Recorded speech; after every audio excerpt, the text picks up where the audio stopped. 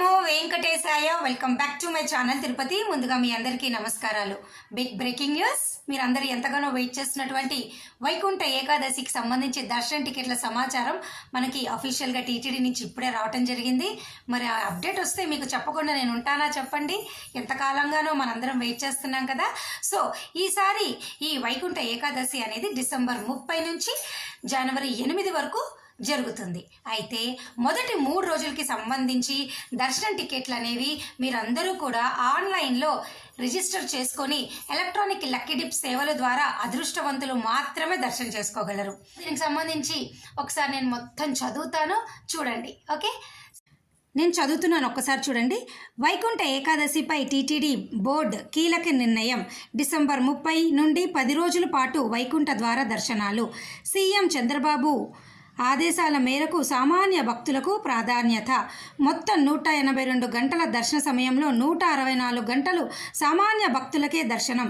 దీంతో సామాన్య భక్తులకు ఎంతో మేలు.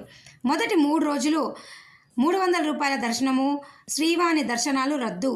జనవరి 2వ తేదీ నుండి 8వ తేదీ వరకు రోజుకు 15,300 రూపాయల దర్శన టికెట్లు, 1000 శ్రీవాణి దర్శన టికెట్లు రెగ్యులర్ పద్ధతిలో కేటాయింపు. మొదటి 3 రోజులకు ఈ డిప్ ద్వారా కేటాయింపు.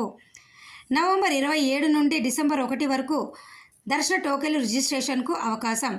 డిసెంబర్ 2వ తేదీ డిప్ ద్వారా ఎంపికైన వారికి టోకెన్లు కేటాయింపు. టీటీడీ వెబ్సైట్, యాప్, వాట్సాప్ ద్వారా పారదర్శకంగా టోకెన్లు జారీ, రిజిస్ట్రేషన్లు అవకాశం. జనవరి 6, 7, 8 తేదీల్లో తిరుమల, తిరుపతి స్థానికులకు రోజుకు 5,000 టోకెన్లు కేటాయింపు. ఆన్లైన్లో ముందు బుక్ చేసుకున్న వారికి ముందు ప్రాతిపదికన టోకెన్లు కేటాయింపు. 10 రోజుల పాటు ప్రోటోకాల్ ప్రముఖులకు మినహా మిగతా అన్ని రకాల ప్రివిలేజ్ దర్శనాలు రద్దు. చూశారు కదండి, ఇది మనకు వచ్చినటువంటి అప్డేట్.